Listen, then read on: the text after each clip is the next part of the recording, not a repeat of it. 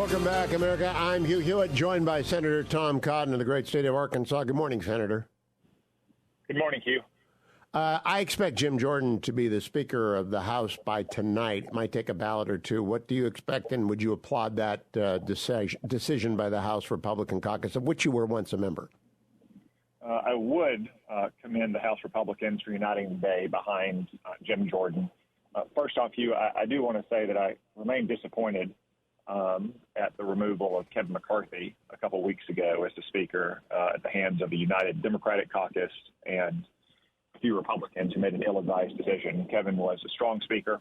He's one of the very first congressmen I met when I was running for Congress. We've been friends and good allies ever since. I'm glad he's remaining in the Congress. He'll be a positive force for Republicans in the country for many years ahead. That said, given where we are, I do also believe that Jim Jordan will be an outstanding Speaker. After Kevin McCarthy, Jim was one of the first congressmen I met when I was running for Congress. He was a close friend and ally 10 years ago in my Senate campaign. He's been a good friend, as has Polly, to Anna and me. I've been in his home and in his district to campaign with him. I know that he has the ability to unite the Republican conference and help attain genuine progress for the American people on all the things that matter to us, whether it's closing our border, cracking down on the illegal immigration crime wave we see, getting inflation under control, getting our debt crisis under control as well. So I do commend the House Republicans for uniting behind Jim Jordan. I believe he'll be the Speaker by nightfall. No, I do not know who talked to whom about what and what commitments, if any, were made by the Speaker-designate Jordan. But I did see a lot of national security conservatives, and they're hard to put on the spectrum between the Freedom Caucus and the Main Street Caucus. People like Mike Rogers and Ken Calvert that are concerned first and foremost with America's defense endorsed Jim Jordan yesterday. I thought that was significant and telegraphed to me that the serious national security conservatives are backing Speaker-designate Jordan. Did you read it that way? Well, Hugh, Jim has always been very strong on defense.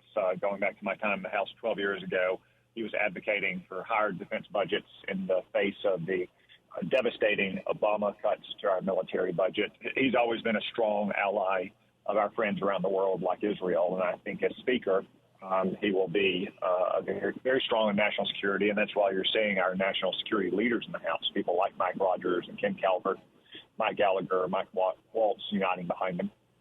All right, let me move now to the most pressing issue of the day, the Iran situation. And I call it the Iran-Israel war in a morning because I believe Iran directed Hamas to do this, and I know there are credible reports of that, and I believe Iran controls everything Hezbollah does. They don't do anything without Iran directive, and Hezbollah has been shelling Israel. What is your assessment of Iran's complicity in the atrocity of 10/7 and on the ongoing attacks from the north and from the south on Israel?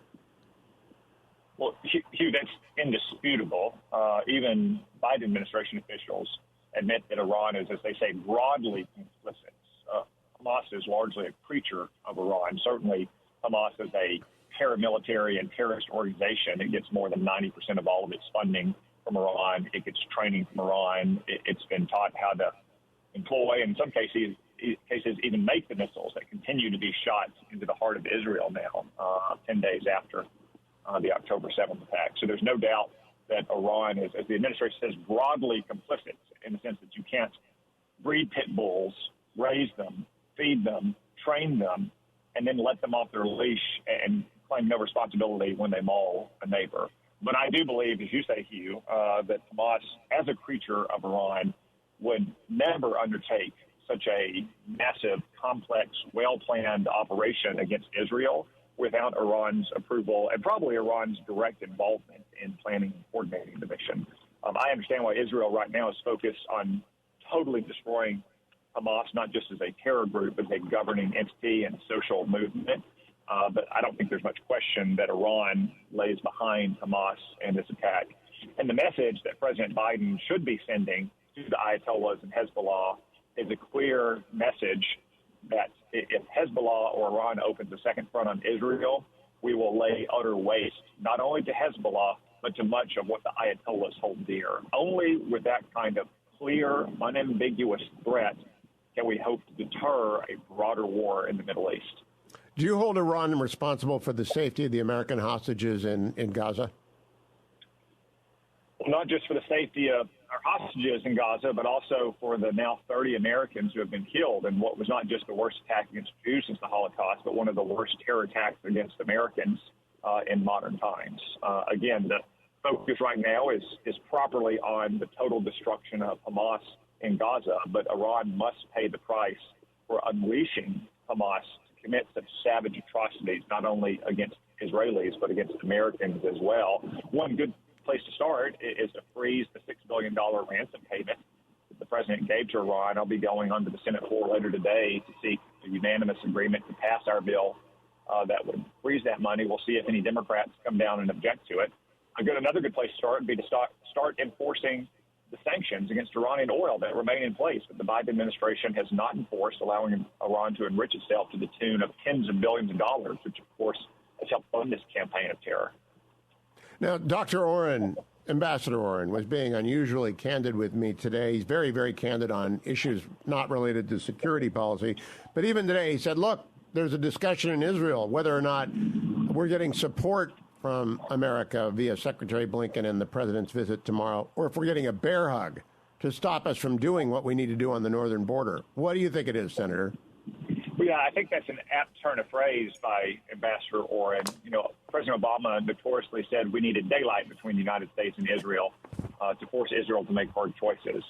President Biden seems to have taken to heart the blowback that President Obama got him that daylight comment. So he purports to have no daylight between the United States and Israel, but I think what he's doing is trying to get so close and on the claim of no daylight as to bear hug Israel to restrict their freedom of action.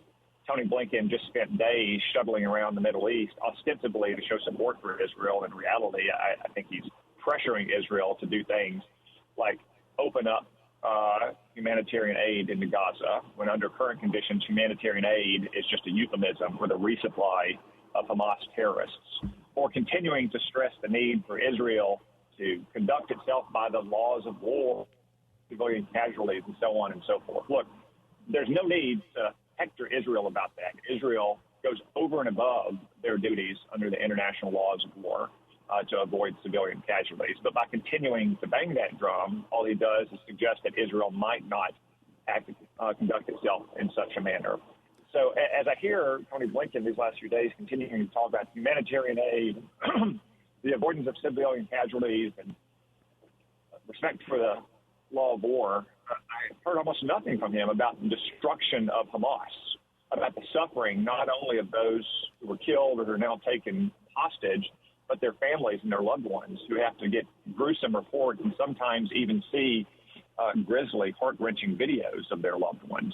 I would have liked to hear a little bit more from Tony Blinken about what the United States is doing to help Israel totally destroy Hamas and also threaten Iran and Hezbollah with opening a second front, rather than his continued overweening concern about getting humanitarian aid into Gaza, which is really just going to resupply Hamas terrorists. Senator, I have great respect for the head of Shin Bet, who today in Israel stood up and said, the intelligence failure is my fault, and we will deal with it after the war, but it's my fault. Have we had anything like that about Abbeygate or the invasion of Ukraine from anyone anywhere in the administration? No, Hugh, we've never had that kind of frank, candid acceptance of responsibility, and I haven't seen that report, but it's not surprising. The Israeli security officials tend to take their responsibilities a bit more seriously and directly than do Americans, because their security situation is much more dangerous than ours. You know, they're a small country surrounded by many antagonistic countries, and we're a big country that's far away from our adversaries.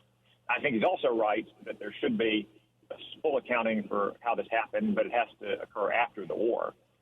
When President Roosevelt went to Congress on December 8th, 1941, he didn't wear the hair shirt and beat his breasts over the lapse of intelligence at Pearl Harbor. He talked about destroying Imperial Japan completely and utterly.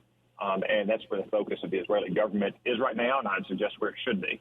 One more question before I ask you about what I think is the unconstitutional gag order on President Trump, because I assume they taught First Amendment law at Harvard Law. I want to ask you about the issue of President Biden going to Israel.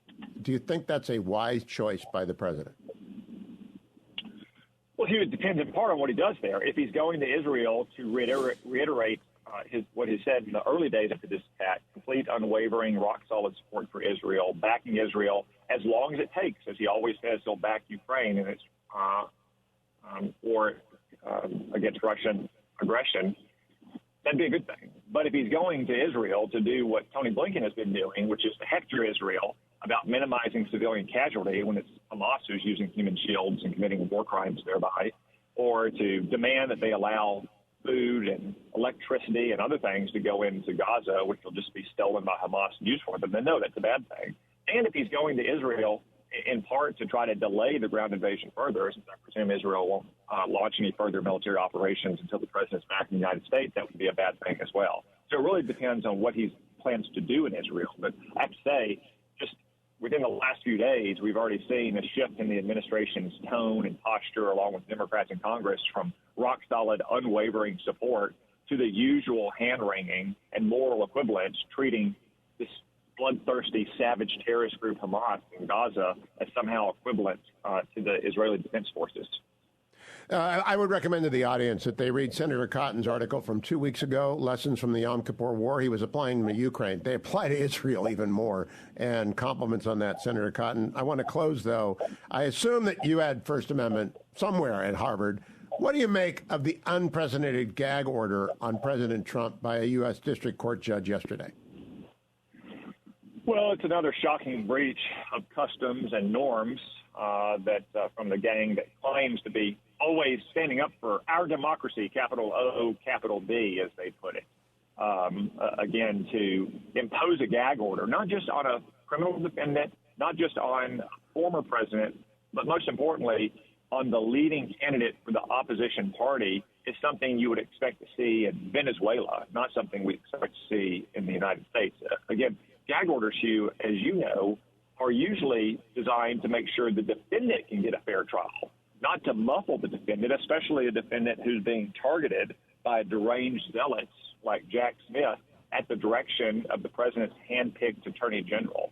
So I suspect that the president will appeal the gag order, and if the judges on the D.C. Circuit are applying the law in any even-handed way, I can't imagine they're going to allow this to stand. I think it's overbroad. I think it's void for vagueness. And I think it's presumptively unconstitutional. But I have seen no First Amendment lawyering by the journalists covering the trial. Senator Cotton, thank you as always for specificity and clarity. I appreciate it.